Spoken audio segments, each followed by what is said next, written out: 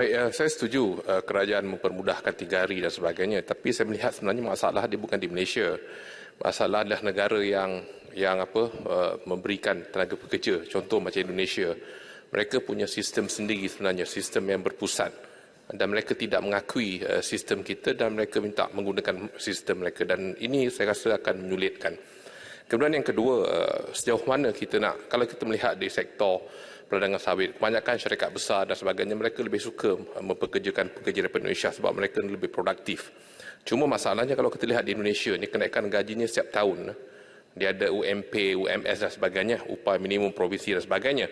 Sedangkan kalau kita lihat di sektor perdagangan kita di Malaysia, kita diikat kenaikan gaji itu dengan NUPW, nama apa NUPW Agreement, yang mana kenaikan gaji itu dibuat secara, saya kata setiap 2 tahun atau 2 tahun, 3 tahun macam tu. Jadi sebab tu saya bercakap soal pentingnya kita markup ni, kita research untuk mechanization ni dipertingkatkan, supaya saya akan rasa bahawa sampai satu tahap nanti bahawa upah minimum di Indonesia akan lebih daripada upah minimum di Malaysia, menyebabkan tenaga-tenaga yang menjadi kegemaran sektor perdagangan ni daripada Indonesia sukar untuk datang ke Malaysia. Terima kasih. Terima kasih, Yang Berhormat. Kementerian Sumber Manusia akan mengambil maklum tentang cadangan ataupun saranan yang dibuat oleh Yang Berhormat. Tuan Yang Di-Pertua, izinkan saya menutup sesi penggulungan ini juga dengan serangkap pantun. Melawan musuh, hati berkobar. Pertahankan negara ke akhir hayat. Jalur gemilang, megah berkibar. Malaysia Madani menyatukan rakyat. Akhir kata, saya mengucapkan terima kasih kepada semua ahli-ahli yang berhormat yang telah membangkitkan isu-isu berkenaan Kementerian Sumber Manusia semasa perbahasan titah diraja. Kementerian ini amat menghargai segala cadangan dan teguran yang telah dikemukakan oleh kementerian, akan mengambil tindakan yang sewajarnya. Bagi soalan-soalan yang tidak dapat dijawab secara lisan, kementerian akan mengemukakan secara bertulis. Sekian, terima kasih. Terima kasih Yang Berhormat Menteri Sumber Manusia. Berikutan itu, majlis mempersilakan Menteri Kementerian Kesihatan. 50 minit. Terima kasih Yang Di-Pertua. Bismillahirrahmanirrahim. Assalamualaikum warahmatullahi wabarakatuh dan salam Malaysia Madani. Terlebih dahulu saya merakamkan ucapan setinggi-tinggi penghargaan kepada 42 ahli yang berhormat yang telah mengambil bahagian dalam perbahasan usul menjunjung kasih ke atas titah Seri Paduka Baginda Yang di-Pertuan Agong dan telah menyentuh isu-isu yang berkaitan dengan Kementerian Kesihatan Malaysia. Terdapat sebanyak 59 soalan dan cadangan yang telah dibangkitkan oleh ahli-ahli yang berhormat sepanjang perbahasan selama 5 hari. Saya akan memberi keutamaan dan memfokuskan kepada perkara-perkara yang berkaitan dengan isu-isu dasar dan melibatkan kepentingan umum dalam penggulungan ini.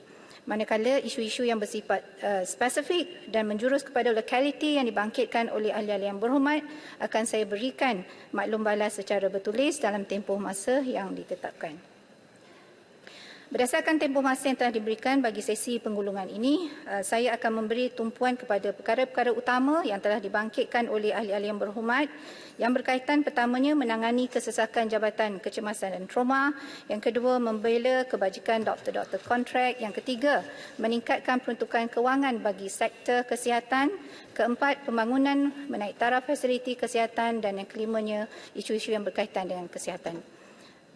Tuan Yang Di-Pertua, saya menghargai keprihatinan yang berhormat Ledang, Kuala Langat, Kulim Bandar Baru, Bentong, Dungun dan juga Batu berhubung dengan masalah kesesakan di hospital dan di klinik-klinik kesihatan. Seperti yang telah saya maklumkan semasa sesi soal jawab lisan pada 15 Februari yang lalu, masalah kesesakan ini adalah merupakan satu perkara yang tetap, yang bukan yang baru tetapi isu yang diwarisi sejak sekian lama. KKM mengambil perhatian serius berhubung isu kesesakan di hospital dan klinik kesihatan, dan KKM memahami kesusahan yang dialami oleh pesakit dan petugas kesihatan yang bekerja keras untuk memberi perkhidmatan yang terbaik dalam keadaan tersebut.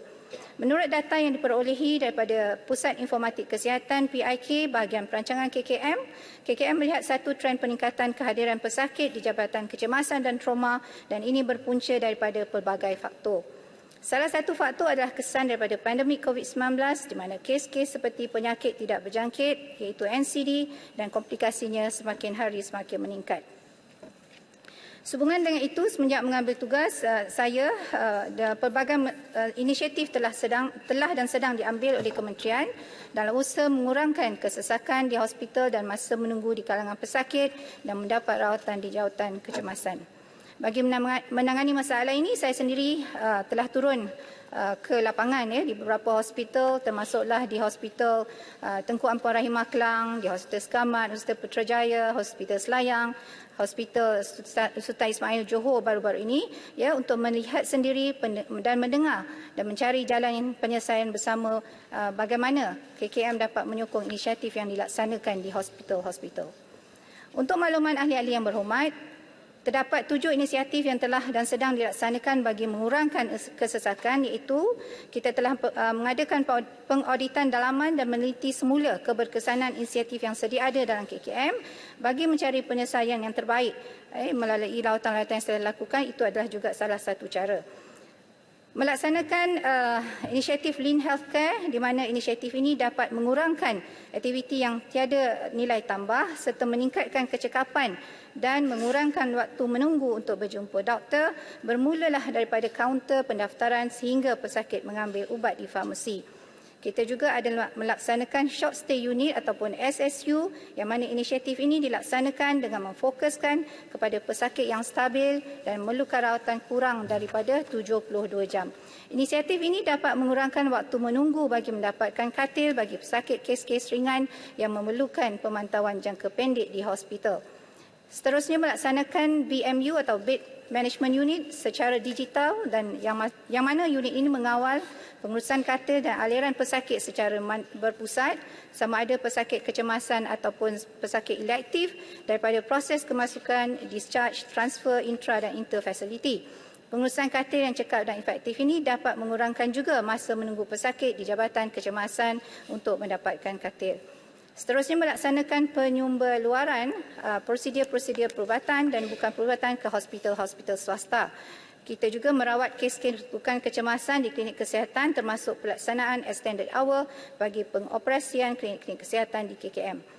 Memperkasakan komuniti dan meningkatkan kesedaran awam adalah berkenaan fungsi Jabatan Kecemasan dan Trauma di seluruh negara juga dilakukan, memandangkan 70% daripada kehadiran pesakit kalau kita lihat pada audit 2019 adalah kepada zon-zon hijau, iaitu zon kecemasan, zon yang bukan kecemasan. Untuk makluman yang berhormat Ledang, Kuala Langat dan juga Kulim Bandar Baru, salah satu daripada inisiatif yang saya telah katakan tadi, pesakit bukan dalam kategori kritikal dan boleh mendapatkan perkhidmatan di klinik kesihatan yang berdekatan sekaligus dapat mengurangkan kesesakan juga di hospital. Pada masa yang sama, KKM juga melanjutkan. Mbak Menteri, cuma saya nak minta pencerahan sikit tentang masa menunggu untuk warga tu adakah diberi sikit kelonggaran. Terima kasih. Boleh, Yang Hormat Menteri, berkaitan juga. Terima kasih. Saya melihat 7 inisiatif itu adalah satu inisiatif yang sangat baik. Cuma saya melihat antara perkara yang perlu diambil perhatian secara serius adalah kesesakan di unit kecemasan. Yang mana kita sedia maklum sebagaimana yang berhormat sebutkan tadi, sebahagian besarnya adalah berkaitan dengan pesakit yang memerlukan rawatan yang bukan kecemasan. Dan saya melihat bahawa meningkatkan kesedaran awam itu adalah satu perkara yang sangat penting supaya ini yang akan menjadi respon bagaimana mungkin kita dapat mengurangkan kes-kes yang tidak bersifat kecemasan itu dapat diturunkan. Soalan saya ada sejauh mana ini dapat dilakukan setakat ini dan dia memberikan kesan yang sangat baik kepada kesesakan berlaku di unit kecemasan. Terima kasih. Wan Semaju berkaitan. Saya ingin menanya sama ada inisiatif-inisiatif itu dilaksanakan di semua hospital. Kerana 3,5 minggu yang lepas, seorang yang telah pergi ke hospital Serdang sampai di hospital sebelum pukul 8 tetapi dapat jumpa doktor pukul 7 malam. Jadi perkara ini sering kita dengar, tapi yang ini saya tahu for a fact it happened, dengan izin, dia ingin dapat penjelasan Perdana Menteri. Terima kasih. Baik, sebenarnya kepada persoalan-persoalan tersebut saya akan jawab dalam penggulungan ini. Jadi saya teruskan dulu. Pada masa yang sama, KKM juga melanjutkan waktu operasi selepas waktu pejabat di 51 buah klinik kesihatan antara 5 petang hingga 9.30 malam pada hari Isnin hingga Jumaat dan dari jam 8 pagi hingga jam 12.30 hari pada hari Sabtu. Bagi menjawab persoalan paya besar mengenai keberkesanan pemanjangan waktu operasi klinik kesihatan, satu kajian awal telah dilaksanakan antara bulan Julai hingga Oktober 2022 oleh Jabatan Kesihatan Kuala Lumpur dan kajian ini menunjukkan bertujuan bagi melihat perbandingan antara beban kerja antara perkhidmatan extended hours di klinik kesihatan Presin 9 dengan Jabatan Kecemasan Hospital Putrajaya sebab dia berkaitan iaitu antara jam 5 petang hingga 10 malam pada hari bekerja biasa dan hari Minggu cuti umum. Berdasarkan pemerhatian dalam tempoh tersebut, terdapat penurunan kedatangan di Jabatan Kecemasan Hospital Putrajaya sebanyak 13%, iaitu daripada 1,038 kepada 900 kes, dan pada bulan Julai apabila perkhidmatan extended hours mula dilaksanakan di klinik kesihatan Presin 9, manakala bagi klinik kesihatan tersebut kedatangan adalah 2,765 pada bulan Julai dan seterusnya menurun kepada 1,700 sebulan antara Ogos hingga Oktober. So ini adalah satu penurunan yang agak besar, ya. Bagi mendapatkan penilaian menyeluruh, Kementerian akan melaksanakan kajian terperinci dan menyeluruh bagi menilai keseluruhan keberkesanan atau outcome yang diharapkan.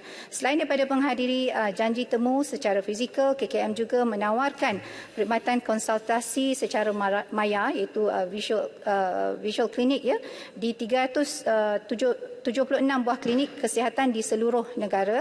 Perkhidmatan konsultasi secara maya ini adalah sebagai pelengkap kepada perkhidmatan klinik yang sedia ada bagi memudahkan pelanggan menerima perkhidmatan kesihatan. Perkhidmatan ini boleh menjimatkan masa dan kos pengangkutan serta mengurangkan sesi lawatan ke klinik dan pelanggan tidak perlu menunggu lama di klinik kesihatan. Skop perkhidmatan ditawarkan meliputi rawatan susulan pesakit luar, perkhidmatan ibu dan anak, perkhidmatan dietetik, perkhidmatan farmasi, perkhidmatan terapi, cara kerja dan juga fizioterapi. Ahli-ahli yang berhormat, seperti mana yang titah Hadirin Pertuan Agong tempoh hari, negara kita sedang menuju ke arah masyarakat menua dengan risiko penyakit tidak berjangkit. Menteri. Dalam hal ini, sekejap lagi. Dalam hal ini, faktor risiko perlu ditangani dan inisiatif bersifat membendung perlu dititik beratkan. Seperti juga disarankan oleh YB Bandar Kuching dan Dungun, saya menggesa supaya rakyat memainkan peranan dengan mengamalkan cara hidup yang lebih sihat, memupuk tingkah laku, mementingkan kesihatan dan keselamatan diri serta meningkatkan kesihatan agar dapat mengurangkan risiko penyakit berjangkit mahupun tidak berjangkit. Ya. Ledang ni. Ya. Boleh? Terima kasih. Dapat ledang payah besar sikit ni. Oh, Menteri. Saya payah besar lah. Saya terlebih dahulu nak ucapkan tahniah sebenarnya kepada Yang Berhormat Menteri kerana usaha yang bersungguh-sungguh untuk menangani isu kesesakan di hospital.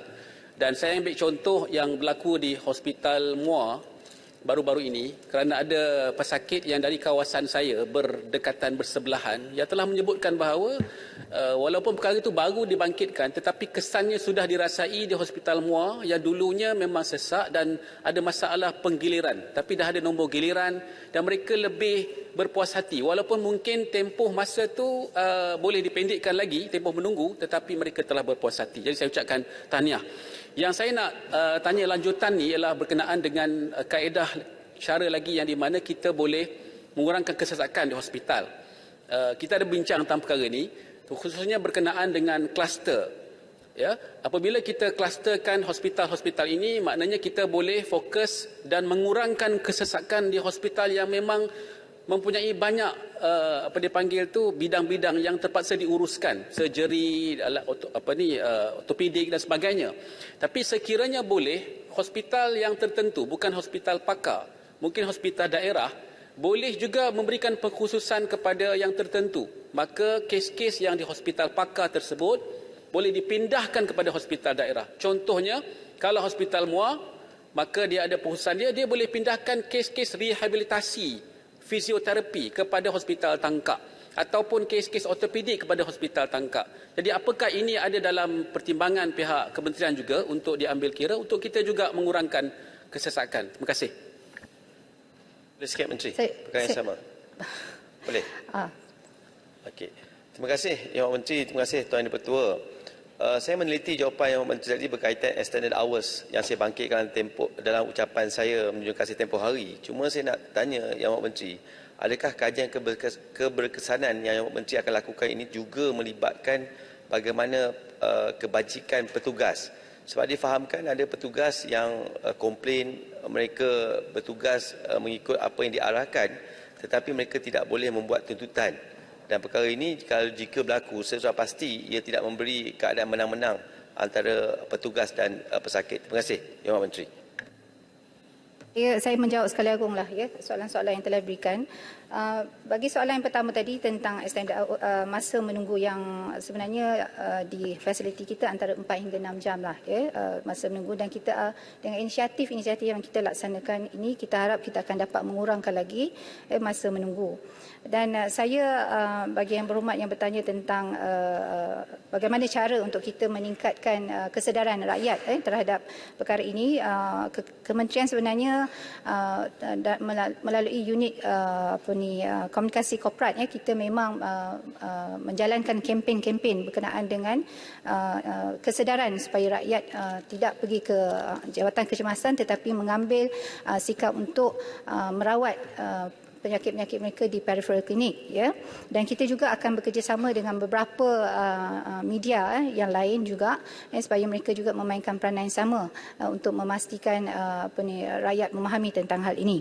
Tentang kluster pula ya, sebenarnya memang inisiatif itu kita ada lakukan kluster ini dia ada pelbagai cara dan kita iaitu di mana hospital-hospital yang memberikan perkhidmatan kepakaran-kepakaran tertentu kita gabungkan juga dengan hospital-hospital berdekatan yang boleh memberikan kepakaran yang tersendiri. Jadi kita bahagi-bahagikan, maknanya klinik-klinik yang berdekatan boleh mengantar pesakit ataupun pesakit sendiri boleh hadir ke klinik-klinik yang berkenaan yang diwartakan sebagai contohnya untuk merawat pesakit-pesakit yang mengalami yang memerlukan surgery ataupun perkhidmatan pembedahan contohnya di mana mereka boleh pergi ya. So itu kita dah laksanakan. Tapi mungkin juga satu lagi kluster yang kita akan fikirkan ialah kluster bersamaan juga dengan klinik-klinik pakar swasta. Ya, sebab klinik-klinik pakar swasta juga mereka mempunyai contohnya ya peralatan-peralatan yang mungkin jauh lebih baik daripada apa yang kita ada di fasiliti kesihatan awam. Jadi kita juga boleh mengklusterkan hospital-hospital ini yang berdekatanlah dengan hostel-hostel yang lain. Jadi ini adalah inisiatif yang kita akan explore atau kita akan tengok untuk memperbaiki usaha-usaha kita untuk mengurangkan masa menunggu di hospital. Minta penjelasan. Yang berhormat, Deputi Timur boleh? Berkenaan kesesakan ke? Ya. Okey, terima kasih Yang Berhormat Menteri. Berkenaan dengan kesesakan, walaupun dia locational tetapi ia memang merupakan salah satu contoh yang boleh kita cuba nak tarik strategi barulah. Ambil contoh di HRPB Hospital Raja Permaisuri Banun, Ipoh GH, di mana kesesakan di ED memang diketahui umum dan amat menyerlah lah.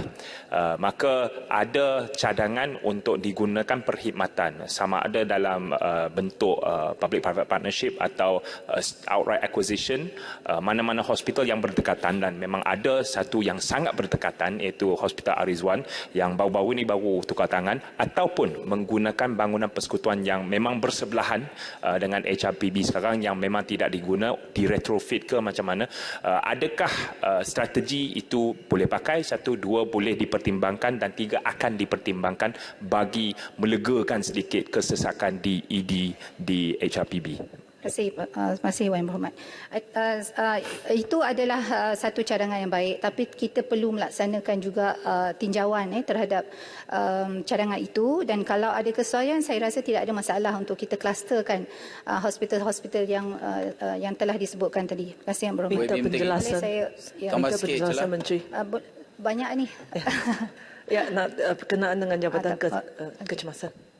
Tadi saya sangat tertarik dengan angka yang diberi oleh Menteri Kesihatan di mana masa menunggu di Jabatan Kecemasan secara purata adalah 4 ke 6 jam. Untuk saya, bagaimanakah Menteri dapat angka ini dan adakah Menteri ada angka-angka untuk individu hospital? Hospital yang masing-masing supaya kita tahu di mana hospital di mana yang kita ada problem dengan Jabatan Kecemasan sebab ia tak reflect the reality on the ground. Yang berhormat, yang itu memang kita lakukan audit dalaman dan betul di antara hospital-hospital adalah berbeza-beza. Dan saya akan minta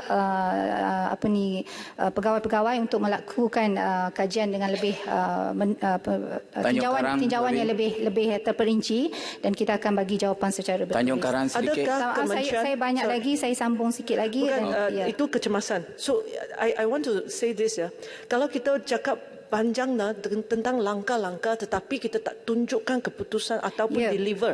So boleh saya cadangkan kalau KKM boleh paparkan masa purata menunggu di setiap hospital kerajaan yang setiap minggu supaya kita tahu dan kita boleh dapat tahu siapa yang hospital apa yang berhormat, performance based. masa menunggu itu sebenarnya berbeza-beza mengikut So saya cadangkan supaya semua kita paparkan dalam website supaya semua rakyat boleh tengok apakah we must be performance based supaya kita tahu kita yang boleh bincang yang tersebut yang berhormat.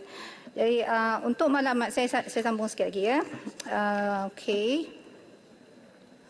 Untuk makluman yang berhormat Bandar Kuching dan Dungun, KKM melaksanakan pelbagai program pencegahan promosi budaya hidup sihat secara berterusan melalui aktiviti jangkauan outreach kepada komuniti sasaran seperti yang pertama intervensi program pengurusan berat badan, kita juga ada intervensi perkhidmatan berhenti merokok, perkhidmatan kesejahteraan kesihatan melalui 29 wellness hub dan perkhidmatan jangkauan kepada komuniti melalui wellness on wheel seluruh negara dan program pendidikan dan pencegahan di institusi pendidikan, tempat kerja dan sebagainya.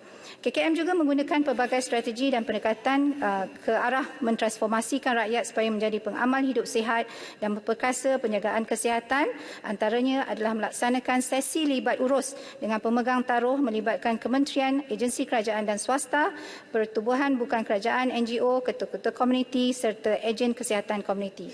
Kempen media ANMS menerusi platform elektronik dan cetak, digital serta media luar negara digunakan bagi meningkatkan literasi kesihatan rakyat berkaitan dengan pembudayaan hidup sihat dan aktif dan pemerkasaan komuniti kepada ejen kesihatan komuniti My Champion yang terdiri daripada sukarelawan Kombi, Kospen, Ikon Gigi, Duta Kenali Ubat, Wakil Kesihatan Kampung WKK dan juga panel penasihat.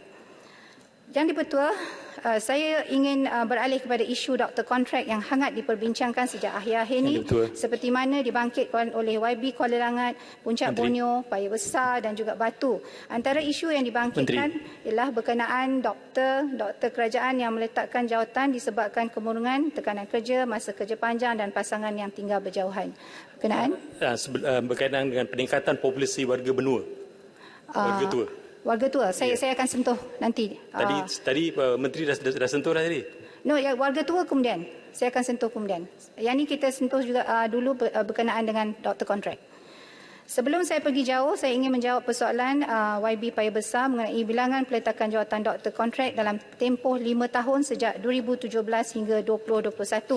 Seramai 3,386 daripada 29,548 pegawai perubatan lantikan kontrak telah meletakkan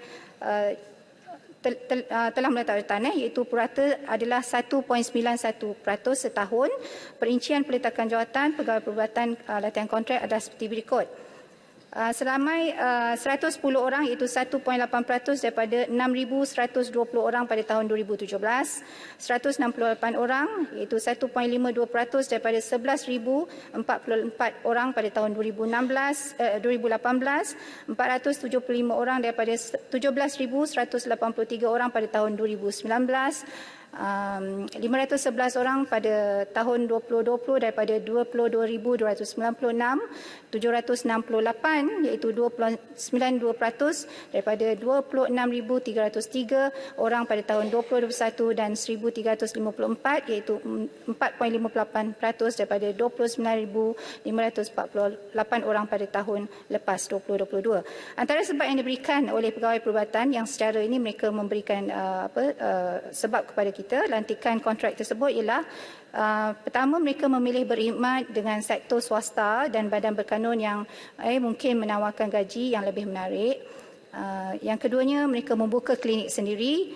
Ada juga yang mahu melanjutkan pelajaran, ada yang berhijrah ke luar negara, ada yang juga meletakkan sebab-sebab peribadi dan akhirnya ada juga yang meletakkan sebagai masalah kesihatan, termasuklah masalah tekanan mental. Bagi isu tekanan mental, seperti saya katakan tadi, yang turut dibangkitkan oleh YB Paya Besar, Bandar Kuching dan juga Bentong, dimaklumkan bahawa seramai 76,381 pelbagai petugas kesihatan daripada pelbagai skrim perkhidmatan telah menjalani saringan kesihatan mental pada tahun lepas menggunakan di bawah program COSPEN. Berdasarkan saringan kita dapati lebih kurang 3.35% yang dia melalui gejala-gejala dia ada gejala stres, ada gejala keresahan dan juga ada gejala kemurungan.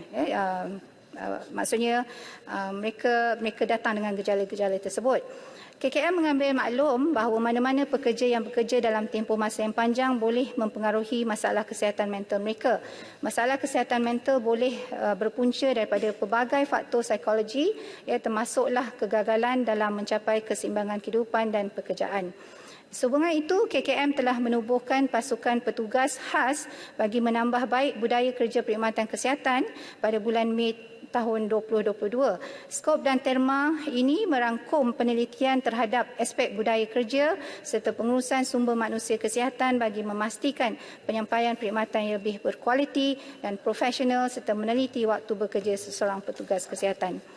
Pelan perancangan turut dirangka di peringkat pengurusan Jabatan Kesihatan Negeri dan hospital bagi mengatasi masalah beban kerja di luar jangkaan dan mengelakkan bekerja dalam tempoh yang panjang sebagai contohnya semasa terjadinya disease outbreak dengan izin. Kaedah ini dinamakan mobilisasi di mana petugas kesihatan ditukarkan daripada fasiliti lain bagi membantu fasiliti yang mengalami kekurangan petugas. KKM sememangnya prihatin, mengambil berat dan empati terhadap pelbagai isu yang melibatkan petugas kesihatan di KKM. Sebab mereka adalah the frontliner. Dalam masa yang sama, pihak KKM menitik beratkan usaha mewujudkan ekosistem yang kondusif di fasiliti kesihatan KKM bagi menangani isu duka lara doktor ni, ataupun doktor kontrak yang bertugas jauh daripada pasangan seperti yang dibangkitkan oleh YB Puncak Borneo. KKM berusaha meneliti permohonan pertukaran pegawai yang berkenaan. Oleh yang demikian, urusan penempatan dan pertukaran petugas kesihatan dilaksanakan dengan kerap, iaitu 4 kali, kadang-kadang lebih daripada 4 kali setahun. Dengan kekerapan permohonan yang diberikan, peluang pegawai memperoleh tempat bertugas yang diingini adalah lebih tinggi. Walau bagaimanapun, pelaksanaan urusan ini perlu mengambil kira keperluan perkhidmatan khususnya di kawasan luar bandar, terutamanya di Sabah dan Sarawak. Selain menangani isu duka lara pegawai dan pasangan yang berkhidmat, KKM juga memberi perhatian untuk menyelesaikan isu duka lara yang melibatkan pegawai KKM dan pasangannya yang berkhidmat di kementerian lain dan dengan cara pegawai ditukarkan mengikut pasangannya atau pasangan yang mengikut pegawai itu ditukarkan di daerah yang berdekatan. Tuan Dipertua, YB Paya Besar turut membangkitkan mengenai isu cuti gantian. Berdasarkan peraturan, pegawai kumpulan pengurusan dan profesional yang bertugas melebihi waktu bekerja sememangnya boleh diberi cuti gantian. Penggunaan cuti gantian boleh dirancang awal dan boleh digunakan dalam tempoh 6 bulan serta boleh dipertimbangkan mengikut giliran oleh ketua jabatan. Walau bagaimanapun, kelulusan cuti gantian ini perlu mengambil kira keperluan perkhidmatan secara menyeluruh kerana kita tidak mahu berlaku insiden di mana pesakit datang dengan harapan mendapat rawatan. Namun, pegawai perubatan tidak ada dan tidak mencuti kerana bercuti. Selain daripada gaji dan imbuhan tetap, pegawai perubatan turut menerima pelbagai allowance ya, seperti ada bayaran on-call, bayaran insentif perkhidmatan kritikal, bayaran insentif pakar, allowance bertugas, pegawai allowance bertugas pegawai perubatan selepas waktu pejabat di klinik, kesihatan dan jabatan kecemasan juga, serta allowance pembedahan elektif. Penerimaan allowance on-call bergantung pada jumlah masa on-call yang dilaksanakan oleh pegawai perubatan mengikut jadual bertugas yang telah ditetapkan oleh fasiliti kesihatan masing-masing. Pegawai yang bertugas di klinik rawatan pesakit selepas waktu pejabat di Jabatan Kecemasan, hospital dan klinik kesihatan yang menawarkan perkhidmatan extended hours dibayar dengan kadar RM80 sejam. Bayaran ini adalah kompetitif seperti mana yang ditawarkan oleh sektor swasta. Tuan Yang Dipertua, walau apa pun yang telah dilaksanakan oleh KKM memahami akan perlunya komunikasi berterusan bersama pihak berkepentingan, termasuklah hatal doktor kontrak seperti yang dibangkitkan oleh YB Larut dan juga Paya Besar. Semalam saya telah mengadakan pertemuan ya bersama kira-kira 350 pegawai perubatan semasa sesi town hall yang kita anjurkan bersama dengan NGO dan MMA ya, bertujuan untuk mendapatkan pandangan, maklum balas dan cadangan daripada anggota perubatan berhubung pelbagai perkara, termasuklah isu-isu doktor kontrak, isu penambahbaikan fasiliti kesihatan awam, kekurangan doktor di Jabatan Kecemasan, penambahbaikan laluan kerjaya pegawai perubatan dan pelbagai isu-isu teknikal yang lain. Jadi komunikasi seperti ini insya-Allah kita akan teruskan dari semasa ke semasa demi memperkukuhkan sumber manusia supaya kita sihat dan pelbagai isu juga yang kita bangkitkan. Tahniah Menteri, tahniah. Ya. Siapa? Saya ucap tahniah. Jadi, betul nak tanya sikit tentang isu sosial pegawai perubatan. Kita ada tanya soalan beberapa hari lepas. Cuma minta pengesahan daripada Menteri berapa ramai doktor-doktor duka lara, sebab banyak ramai doktor-doktor yang husbandnya bekerja tempat lain, isteri bekerja tempat lain, dan ini menimbulkan masalah kepada mereka. Apatah lagi apabila mereka punya anak-anak kecil.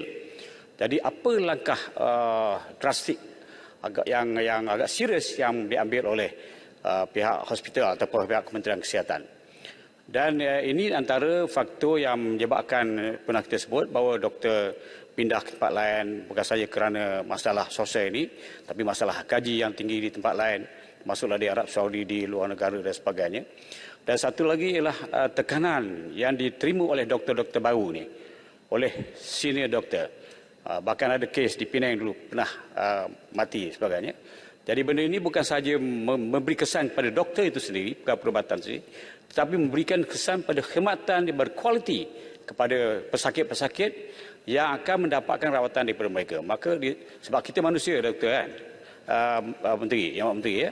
Jadi satulah. Jadi apa langkah yang lebih teratur, tersusun yang dilakukan oleh pihak kerajaan? Terima kasih banyak. Kalau terima kasih Yang Berhormat. Menjawab tentang berapa ramai ya mereka yang mempunyai masalah duka lara ni, tadi saya telah sebut sebenarnya statistik yang tersebut nanti saya akan rujuk dan akan beri jawapan bertulis. Tentang isu sosial itu memang kita akui berlaku di kalangan petugas-petugas kesihatan, dan kita sebenarnya membantu ya kalau mereka memberikan permohonan kepada kita untuk contohnya bertukar tempat penempatan, kita akan bagi keutamaan ya. Tapi apapun dia tetap seperti yang saya sebut tadi, kita tengok tentang kekosongan perjawatan di setiap tempat ya. Yang Berhormat, saya dah dapat ni pada tahun 2022 kita ada sebanyak 1014 permohonan duka lara. 1014 orang tahun lepaslah yang telah kita luluskan ialah 673 pemohon. Nanti saya akan jawab dalam topik mental illness lah ya, untuk jawapan soalan yang ketiga tadi. Untuk makluman saya teruskan, Untuk makluman YB Paya Besar juga, KKM turut menyediakan pelbagai saluran bagi membolehkan anggota KKM untuk mengemukakan sebarang permasalahan yang dihadapi melalui program mentor-mentee, ya, sesi kaunseling dan pelaksanaan open door policy oleh pengarah hospital. Sejak 1 Oktober tahun lepas, KKM juga telah menyediakan portal MyHelp bagi membolehkan pegawai perubatan membuat aduan mengenai kejadian buli secara terus ke dalam sistem MyHelp. Dan perkara ini akan disiasat oleh jawatankuasa yang ditubuhkan. Selain itu, KKM juga mengadakan sesi libat urus bersama para penggiat industri, pihak berkepentingan dan persatuan sebagai platform untuk mengemukakan rayuan dan syur penambahbaikan terhadap pelbagai isu yang dibangkitkan. Selain itu, KKM juga akan melaksanakan kolaboratif strategik bersama Persatuan Perubatan seperti MMA bagi memperinci dan memperkasa seluruh aduan yang telah diwujudkan oleh MyHelp iaitu KKM dan HelpDoc iaitu yang dari MMA lah, ya, supaya pengurusan aduan lebih terus dan telus. Jadi ini juga adalah maklum balas yang telah diberikan oleh dalam pertemuan saya bersama doktor semalam, ya, di Town Hall, dan kita terus mengambil inisiatif ini untuk menggabungkan ataupun mengadakan hubungan strategik antara KKM dan juga MMA. Yang Berhormat Menteri, Berhubung rungutan Yang Berhormat Menteri, sedikit Sungai Petani. Sedikit. Okey, pertama sekali saya ingin ucapkan tahniah kepada Yang Berhormat Menteri dan Kementerian Pendidikan atas usaha mengadakan sesi town hall yang semalam dilakukan. Baik, isu buli doktor-doktor muda, saya mendapat juga keluhan daripada kawan-kawan yang mana banyak dah membuat aduan terhadap kejadian yang berlaku. Aduan dibuat pada platform yang betul, tetapi aduan itu dibocorkan. Maknanya semua data-data itu diberikan kepada doktor-doktor senior. Jadi apakah langkah kerajaan bagi memastikan bahawa aduan ini tidak memberikan kesan yang buruk kepada pengadu, sehingga menyebabkan pengadu akhirnya tidak mahu untuk membuat aduan tersebut dan pada akhirnya akan menyebabkan terjadinya stres dan sebagainya dan akhirnya akan merugikan sektor kesihatan kita. Terima kasih, Yang Berhormat Menteri. Saya maklum tentang kejadian-kejadian seperti itu, dan saya telah meminta supaya kita melakukan penelitian yang lebih dan kita juga memintalah, saya sendiri di sini meminta supaya kejadian seperti ini tidak berlaku, dan kita merasakan seperti doktor-doktor senior ni perlu merasakan bahawa doktor-doktor junior ni adalah mereka yang perlu dibimbing dan juga colleague, as colleague, ya. Kalau tidak, perkara ini berterusan berlaku. Saya yakin yang benda ini sebenarnya berlaku bukan baru sekarang, ya, tetapi mungkin lebih dirasai oleh petugas-petugas kita yang baru ni, ya. Baik. Menteri boleh dapat sikit penjelasan? Ya. Terima kasih kepada Menteri Kesihatan. Isu yang saya sedikit ingin bawa iaitu boleh tak dapatkan bilangan ataupun fakta yang berkaitan dengan doktor-doktor yang duka lara tadi dan akhirnya dia terpaksa berhenti. Berhenti kerana masalah pasangan yang tak dapat berpindah di tempat yang sama. Terima kasih. Terima kasih. Yang Berhormat, yang tadi saya sebut ialah mereka yang diluluskan permohonan, ya, yang duka lara pada tahun lepas lah yang saya bagi tadi. Tapi yang berhenti saya mohon untuk jawab dalam bertulis, ya. Terima kasih. Berhubung rungutan kriteria pemilihan yang tidak jelas, ini juga telah dibangkitkan sebilangan yang dibangkit oleh YB Bandar Kuching juga, ya. Kuching ni memang aktif, ya, banyak soalan dia. Pertimbangan untuk melantik tetap pegawai perubatan kontrak adalah berdasarkan kekosongan jawatan, ya. Kekosongan jawatan tetap dan pegawai memenuhi syarat pelantikan oleh Suruhanjaya Perkhidmatan Awam SPA selaku pihak yang berkuasa yang melantik, ya. Proses penilaian bagi tujuan pelantikan tetap dilaksanakan secara objektif, adil dan terus. Penilaian dibuat berdasarkan prestasi juga, prestasi tahunan dan penilaian semasa temu duga menerusi tata cara pengambilan SPA. Pegawai juga akan dinilai dari aspek nilai integriti dan keupayaan untuk bekerja secara berpasukan dan profesional untuk dilantik sebagai penjawat awam. Sekiranya pegawai tidak dilantik tetap, pegawai tersebut masih berpeluang untuk memohon ke jawatan tetap apabila terdapat kekosongan jawatan baharu. Iaitu kita berikan 1,500 jawatan baru yang akan diperolehi selaras dengan keputusan Jemaah Menteri pada 19 Januari 2022 berikutan fasiliti baru yang siap dibina atau dinaik taraf. Untuk makluman juga, semalam ada juga perkara ini dibangkitkan dalam pertemuan town hall kami. Jadi saya juga akan insya-Allah berbincang dengan SPA untuk melihat cadangan-cadangan kriteria yang dikemukakan oleh beberapa orang doktor kemarin, khususnya dari MMA. Ya. Tuan Yang Pertua, bagi mengoptimumkan sumber, YB Bandar Kuching lain sekali mencadangkan agar KKM membaiki fasiliti sedia ada dan meningkatkan jumlah perjawatan daripada membina atau mewujudkan hospital atau klinik yang baru.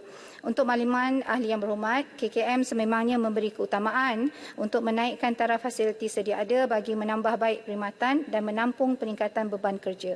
Cadangan pembinaan fasiliti baru dipertimbang terutamanya untuk kawasan yang sememangnya tiada infrastruktur kesihatan atau ruang di fasiliti adalah terhad bagi menaik taraf perkhidmatan di fasiliti tersebut. YB Kuala Langat telah menyentuh isu peruntukan supaya KKM mendapat peruntukan yang lebih besar bagi menaik taraf fasiliti kesihatan. Untuk makluman ahli yang berhormat, Kuala Langat, KKM merupakan antara kementerian yang menerima peruntukan yang terbesar berbanding kementerian-kementerian lain. Pada tahun lepas, KKM telah menerima peruntukan sebanyak 32.41 bilion dengan pecahan peruntukan mengurus sebanyak 28.03 bilion dan peruntukan pembangunan sebanyak 4.38 bilion.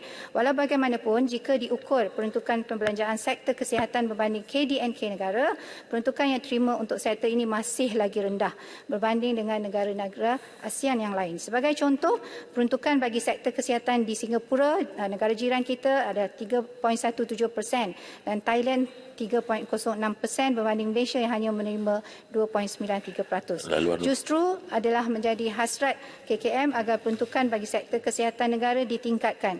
Ini adalah bagi memastikan penyampaian perkhidmatan kesihatan kepada rakyat pada tahap yang optimum. Selain permohonan peruntukan tahunan dan sebagai langkah memperkasa serta mempertingkatkan perkhidmatan kesihatan di Malaysia, KKM telah mencadangkan beberapa inisiatif.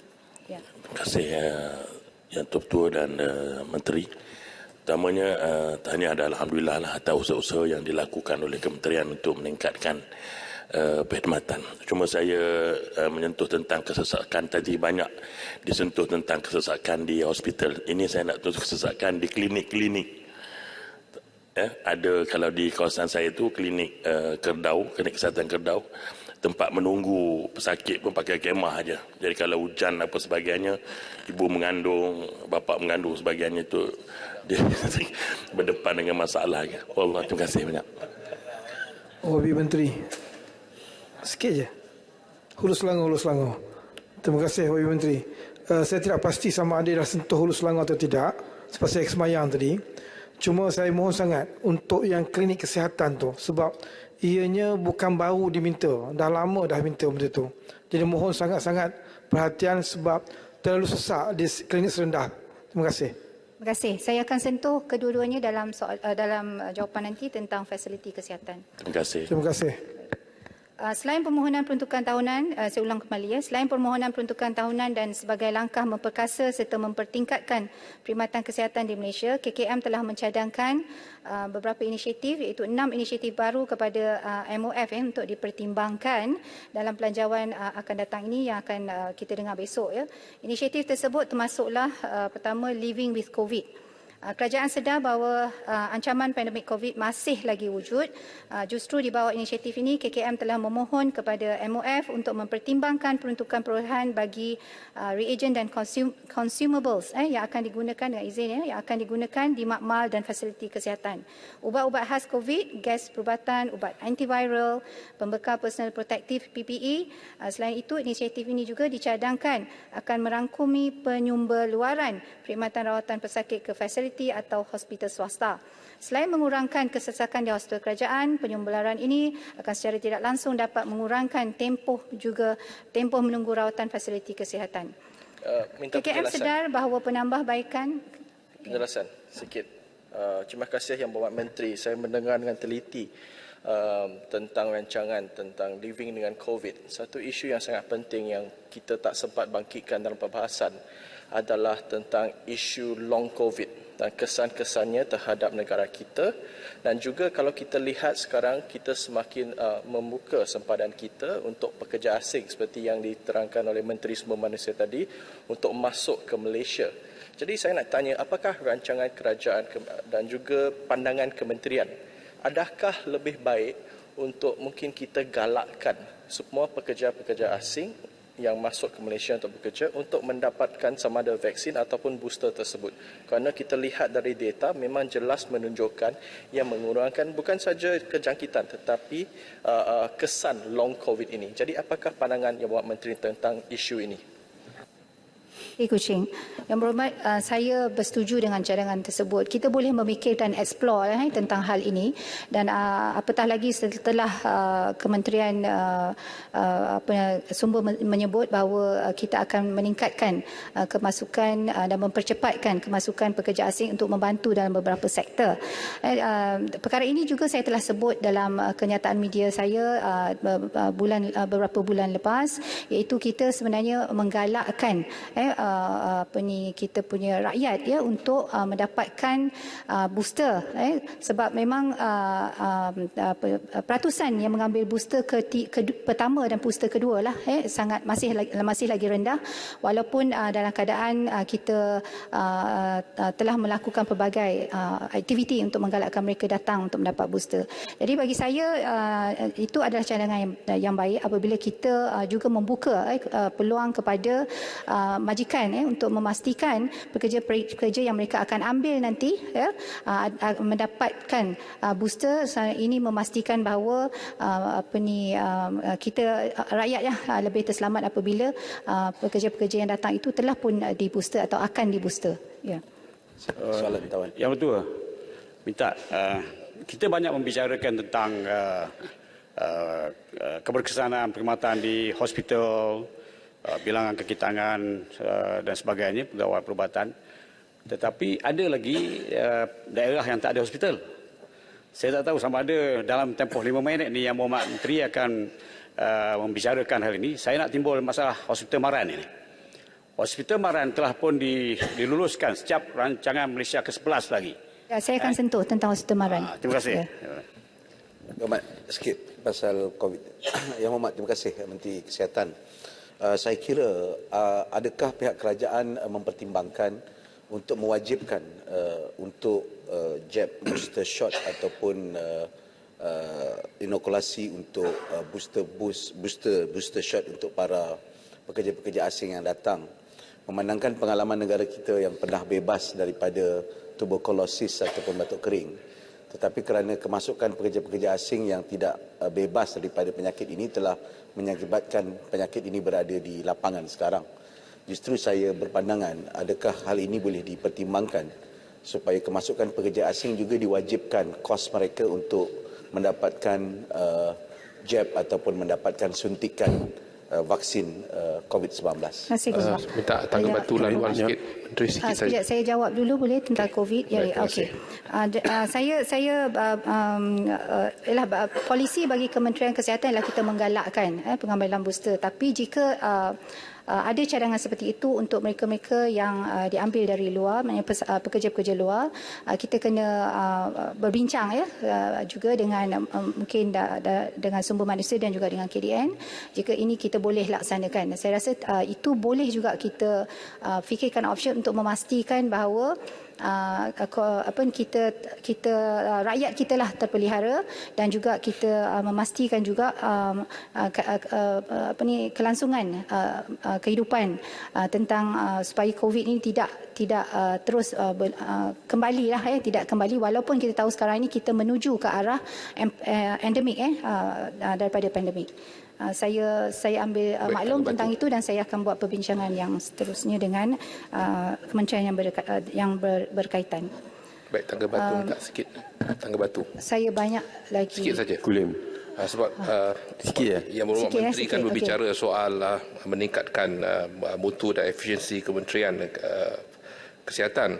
Saya nak tanya, adakah Kementerian Kesihatan mempunyai program untuk dia panggil community based service dengan izin, iaitu perkhidmatan rumah ke rumah supaya rakyat dapat mendapatkan rawatan, terutamanya fisioterapi. Sebab kalau kita lihat rata-rata yang menghadapi masalah stroke sebagainya dari golongan B40, sebab mereka tidak mempunyai kesedaran kesihatan yang tinggi dan mereka tidak punya fasiliti, sekarang nak pergi hospital susah. Apakah Kementerian Kesihatan punya program untuk meningkatkan perkhidmatan kepada masyarakat? Baik, Kulim, Yang Berhormat Menteri, saya nak bertanya, tadi kita banyak berbincang tentang masa menunggu untuk dapat rawatan di klinik kesihatan ataupun di hospital. Saya nak tanya sekarang, iaitu tentang masa menunggu ambulan apabila berlakunya kemalangan. Contohnya di Bandar Baru, hampir 50,000 penduduk, ambulan yang ada di situ hanyalah sebuah. Jadi saya nak minta sedikitlah kalau boleh lihat semula, dan saya juga menjemput Yang Berhormat Menteri datang ke Bandar Baru untuk melihat sendiri situasi di sana, dan juga permohonan saya untuk hospital di Bandar Baru yang masih tak ada, daerah yang masih belum ada hospital. Terima kasih. Baik, InsyaAllah tentang fasiliti saya akan jawab kemudian. Tentang saranan untuk kita adakan servis komuniti, itu adalah satu saranan yang baik. Saya akan berikan juga, sebenarnya memang ada, saya akan berikan jawapan bertulis tentang apakah perkhidmatan-perkhidmatan yang kita lakukan untuk komuniti, maknanya secara outreach lah ya. Kemudian tentang ambulan itu, tentang masa menunggu ambulan, nanti pun saya akan jawab secara yang bertulis. Saya teruskan sebab banyak lagi yang Menteri saya nak sentuh. berkaitan dengan peruntukan boleh Menteri? Dah lepas, kita pergi sekarang ni. Sebab saya tengok peruntukan seperti yang disasakan pada hari ini. Kalau tengok 28 bilion untuk pengurusan dan 4 bilion untuk pembangunan. Ingat kena ada tumpuan juga, walaupun sekarang ni hanya sekadar 2% lebih peratus daripada KDNK. Sebenarnya yang dihasratkan untuk 5% daripada manifesto itu, saya ingat satu saranan yang baik. Kalaupun tidak kepada 5% mungkin 4%, tetapi saya ingat kita juga kena beri tumpuan supaya fasiliti dan juga infra di hospital-hospital ini dapat dipertingkatkan. Apa maknanya kalau kita boleh tambahkan doktor-doktor dan juga jawatan-jawatan ditetap, tetapi dalam keadaan kesesakan itu akhirnya menyebabkan stres, berlaku juga buli dan sebagainya. Baik, Yang Berhormat, saya faham tentang soalan itu dan keprihatinan yang telah diutarakan oleh Yang Berhormat. InsyaAllah sebenarnya kita juga sedang melihat tentang definisi-definisi yang boleh dimasukkan, berubah antara DE dan OE itu, dan kita akan juga memperincikan prioriti-prioriti yang kita akan berikan di mana ia diperlukan. Ya, itu kita akan laksanakan insyaAllah apabila kita diberikan bajet yang akan disebut besok. Minta maaf, saya sambung sikit lagi. KKM sedar bahawa penambahbaikan dan naik taraf kemudahan dan fasiliti kesihatan KKM di seluruh negara perlu dilakukan dengan kadar segera. Justru KKM telah mengemukakan permohonan kepada MOF menerusi bajet 2023 untuk mempertimbangkan peruntukan khusus bagi menaik taraf perkara-perkara seperti Dewan Bedah di seluruh negara serta memperkukuh perkhidmatan pembedahan kecemasan di hospital kerajaan. Ini turut melibatkan penambahan bilangan hybrid ICU, CT scan dan perolehan baru serta penggantian aset-aset perubatan yang usang. Untuk makluman Yang Berhormat, daripada 3,119 buah klinik di bawah KKM di seluruh negara, 1,200 telah 1,200 atau 38.5% telah melebihi usia 50 tahun. Jadi dan berada dalam keadaan yang seperti disebut tadi daif dan usang, yang mana sebahagian besarnya mempunyai struktur yang dibina daripada kayu. Justru KKM telah memohon kepada MOF untuk mempertimbangkan peruntukan bagi pelaksanaan kerja pembaikan bangunan, sistem kejuruteraan mekanikal dan elektrikal serta infrastruktur. Pelaksanaan pembaikan klinik ini akan menyediakan infrastruktur bangunan yang lebih selamat dan selesa, manakala peruntukan juga dimohon bagi perolehan dan penggantian aset-aset di klinik kesihatan KKM di seluruh negara. Penyampaian perkhidmatan kesihatan kepada rakyat yang pantas dan cekap menjadi dokumen KKM bagi mencapai sikit. Yang MT, ini saya.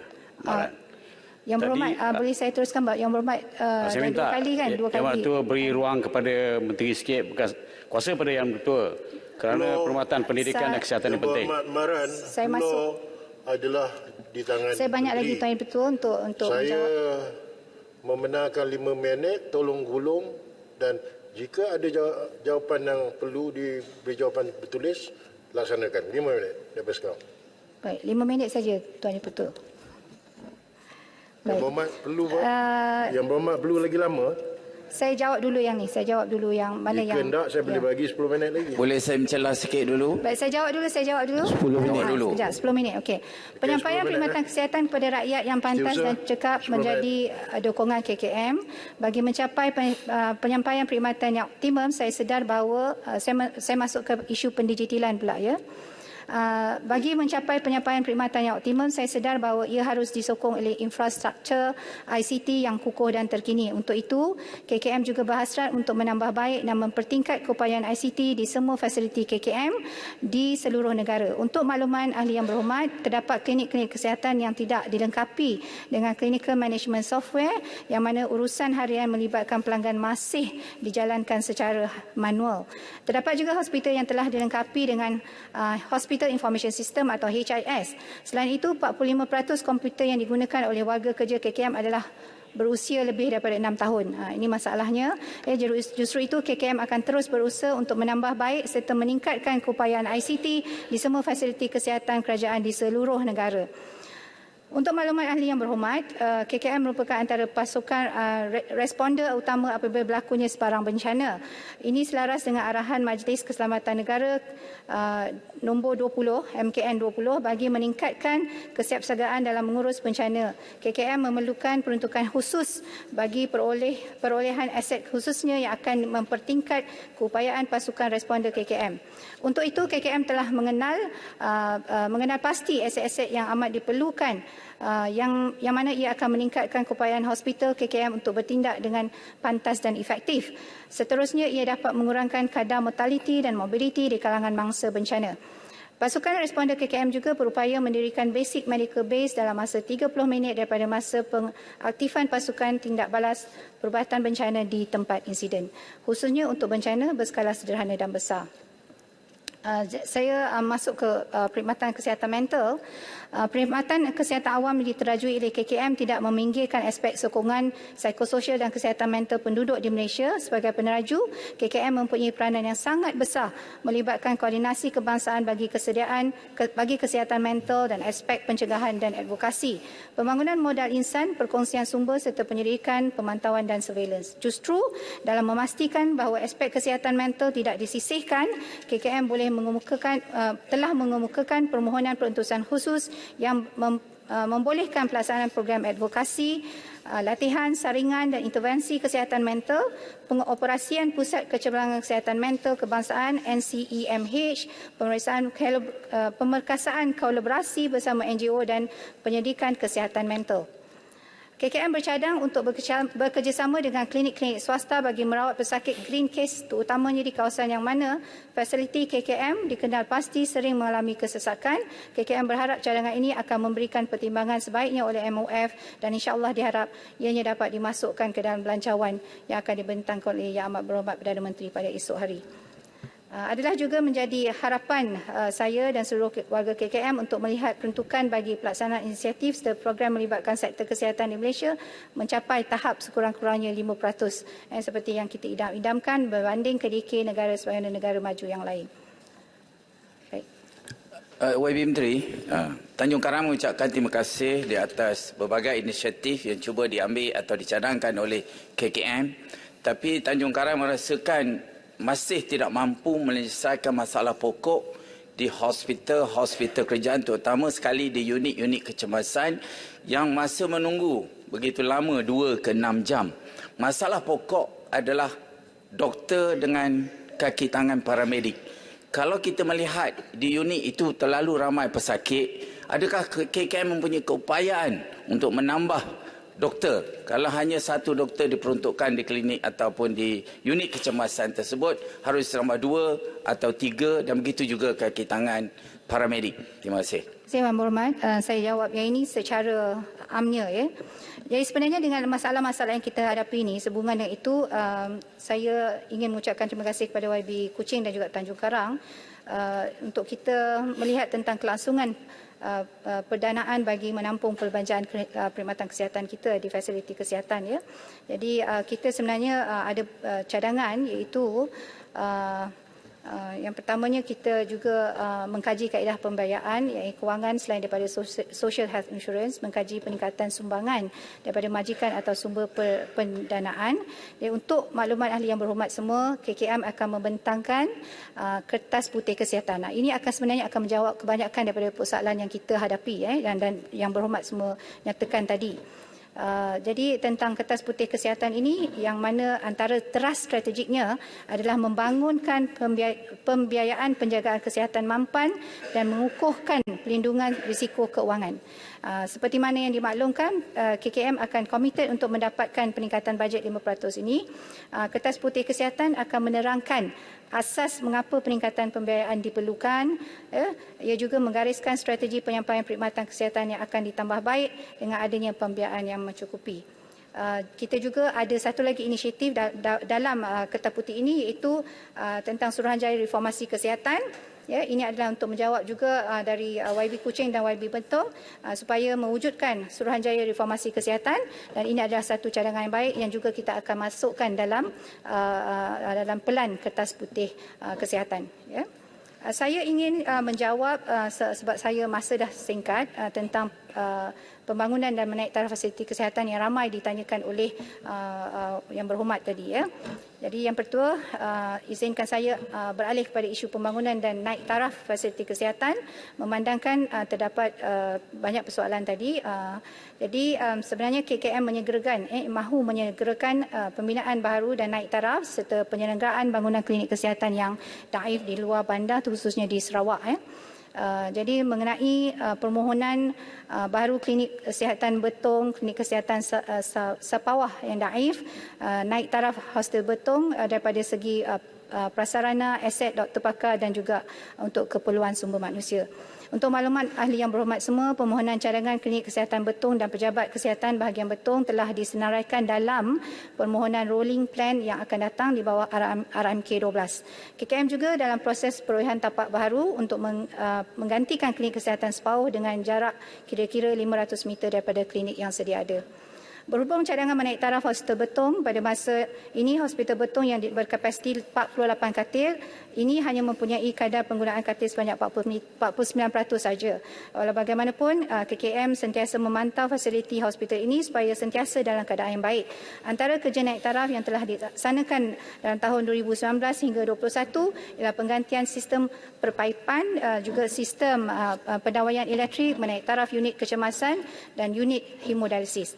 Bagi perancangan jangka masa panjang pula, KKM sememangnya mempunyai perancangan untuk meningkatkan prasarana hospital selaras dengan keperluan dan pelaksanaan perkhidmatan kepakaran, terutamanya di bawah Yang Berhormat Menteri Silgulong. Baik, Yang di-Pertua. Jadi saya rasa untuk soalan-soalan lain yang tentang fasiliti kesihatan saya akan jawab secara bertulis.